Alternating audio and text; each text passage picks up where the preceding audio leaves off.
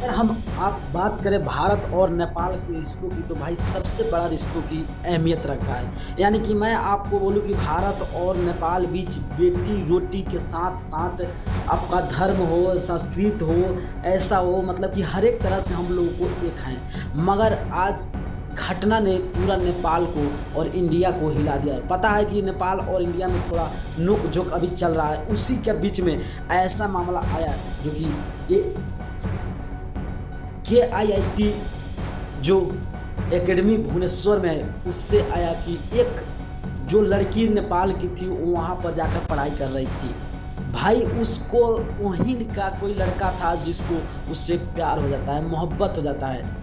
मगर इन दोनों को मामले में बहुत ज़्यादा कुछ अनबन हुआ, कुछ विवाद हुआ और दोनों अलग ही हो गए। मगर ये लड़का जो इंडिया का रहने वाला था बहुत ज़्यादा उस लड़की को परेशान कर रहा था, टॉर्चर कर रहा था। मगर मैं आपको बोलूँ कि भाई उस लड़की ने देखते ही देखते 16 तारीख को उसने आत्महत्या कर लिया। बहुत बड़ा घटना था, बहुत बड़ा घटना था। मगर यहाँ तक बात नहीं रुका और बात इतना तक पहुँच गया कि अगर हम बात करें जो नेपाली स्टूडेंट वहाँ पर पढ़ रहे थे, छात्रा पढ़ रहे थे, उस सबको यानी कि हिला के रख दिया। और वहाँ का प्रोफेसर है, उसने थे जो भी हो, उन्होंने कहा कि आप नेपाल चले जाओ। ऐसा शब्द उच्चारण किया कि आप नेपाल में आपका जितना बजट होता है वहाँ पे यहाँ छात्रा लोग खाना खा लेते हैं, ऐसा शब्द का उच्चारण किया गया।